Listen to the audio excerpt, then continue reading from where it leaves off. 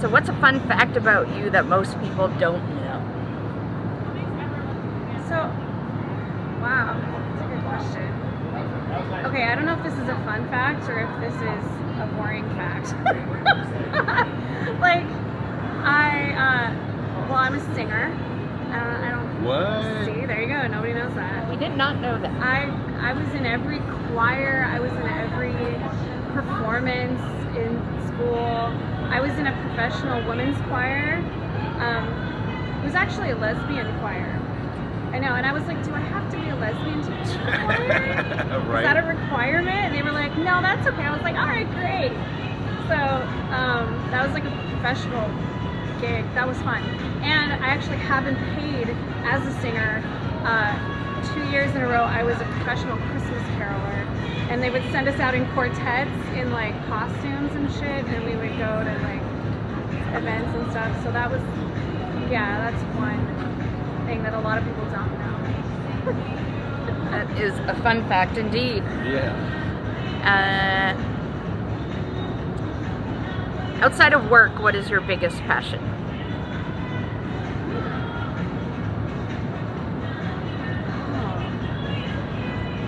My biggest passion.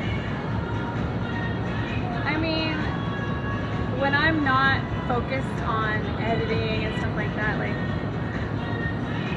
it's hard to answer that because I have multiple interests. So I don't, not to dive too deep into this, but like things about human trafficking and stuff like this, like I'm like very concerned about that in general, and so I read a lot about that and I listen to the stories, and like and I'm also a parent, so I think that that's something I pay a lot of attention to. So I'm very kind of wrapped up in that at times because I want to understand it and help people who've been through things like that. But that's kind of the heavier side of things. If it's more like something I do outside of work that's just more like fun and unwinding type of stuff, I have some hobbies. Like I'm such a nerd. I love like crafty stuff. I crochet. I've made like blankets for my kids and friends, and crochet, like cross stitching and stuff. Like I'm like, if I go into the hobby stores, I get a little crazy. So that's how I like to spend my time if I'm not like editing. I'm probably knitting or something like that. Wow. I love that. Some like old lady shit. Love it though. Oh my gosh.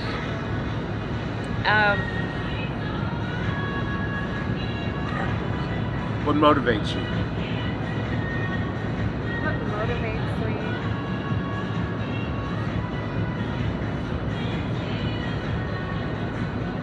Well, I mean, I already said I'm a parent. That's like the main thing. And I want to be a good parent, and I think I am. Obviously, I'm in the adult industry, so that's what are you doing? But at the same time, I'm taking care of my family, and I'm having a great time doing it, and I'm a fun mom, So I guess my motivation is, I want to still have fun with them. I still want to have a good life with them. So, like, I've been working out a lot lately, and the motivation wasn't really about my looks.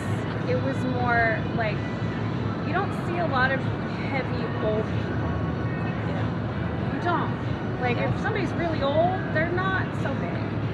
And I was like, I want to live a nice long life with my babies and travel and play, and I play video games and stuff with them. Like, we have a lot of fun together. Oh yeah, I was gonna say, I love that. I wanted to mention that, like, one of my favorite like moments is that you stopped like our shoot short or something to go and play video games with your kids. And that was like the most awesome thing to see.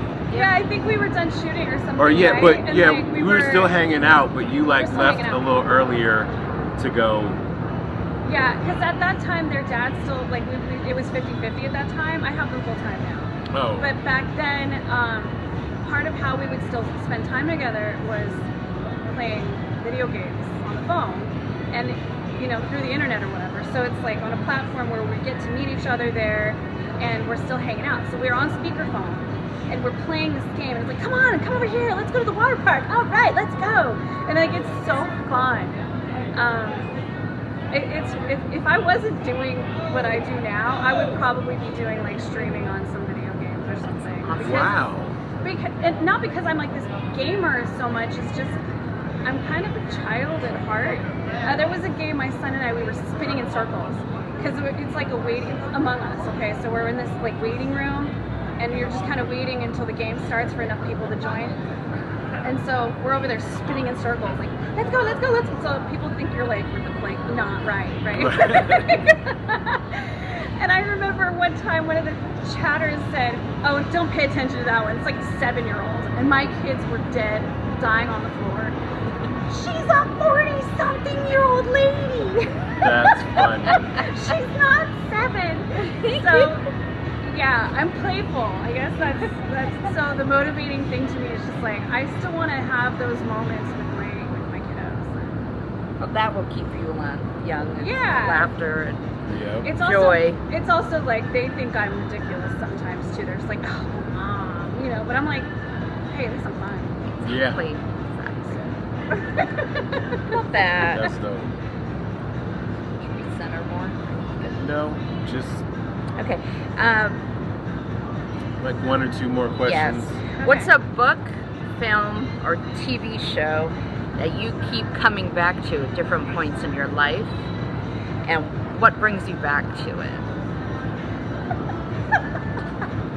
That's funny. Okay, I'll give you 2. I like the rubber ducky short. Okay, I'll give you 2 because they're totally different. So, Narcos, it's dark shit, but it's very like real in its own way. I kind of like the historical context of it, and then I love Spanish. I don't like, so I'm half Mexican, and I didn't grow up speaking Spanish, but I love to hear it, and the more I hear it, of course, the more I'm starting to understand it. So that's I've learned all the bad words. Right. You watch Narcos, what else are you gonna learn? That's one I keep going back to, but I think it's just because it's gritty, and I've always been a person who likes like the true crime shows and stuff like that. But the other one that's a lot lighter, that makes way more sense for me, is Sex and the City. I mean, I've marathoned it so many times. Like, I don't have to know. I can just put it on in the background, and I can do other things, and I know what's happening. You know, so. Do you feel like when you do come back and you're like, you know what, I want to binge it real quick? Like, is there something you just need the lightness, or you want to feel the camaraderie of the like? Is there something that brings you back to Sex in the City? I think it's like all the different scenarios that these women go through. Because the first time I started watching it, I was in my 20s, so they were much older than me. And now I'm in my 40s, so now I'm older than them. Right? And so it's so interesting, right? Yeah. Yes. So it's a very interesting thing to come back to the same stories but have a very different perspective. Right. Yeah. You know, so because in my 20s I'm like, oh, I'm looking at what these women are going through, and I'm like, oh, I could never get up and just walk out of a day without saying a word. Like, that's so rude. But when you're in your 20s, you don't want to be rude. In your 30s, you don't care as much. In your 40s, it's like, fuck off. You're like, I totally get it. I'm there with you. I have done it. Yeah. So, and I don't know, maybe this is a spin-off of what you're saying, but that reminds me of like ghosting culture. Yeah. I hate that. But I also understand it in some circumstances. Like, sometimes to ghost is just the best thing you can do for yourself. On the other hand, I think people just lost their manners. Come on. Right.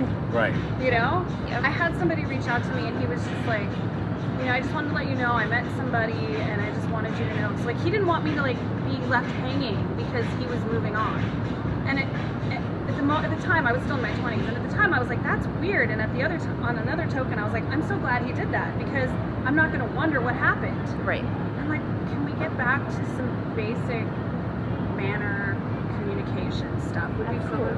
But I do get where sometimes it's just the best thing is just to walk away too. So Some people deserve an explanation, and some people do not. correct. Yes. Yeah, but it's so Sex and the City just kind of brings me back to some of those think about it in a different way. Yeah. That's awesome. Yeah. I think we're done. I don't know. I'm just so interested in everything she has to say. I'm going to give her all of these. So. Okay. I'm here for it. This one might be harder. I don't know. But so, what are some of the most significant trends you see emerging today? And that can be within the industry or just in general in life. Well, the ghosting thing's part of that, I guess, right? Is how we're treating each other. Trends. I guess I'll speak to it about the industry a little bit.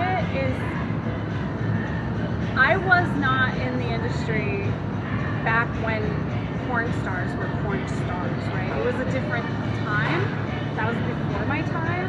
They were like movie stars. And then you have the fan sites that like leveled the playing fields, right? Like it was an entry point for regular people, which was awesome, but it changed the whole industry. And so in the not even 4 years I've been doing this, it's changed in just those 4 years, where you have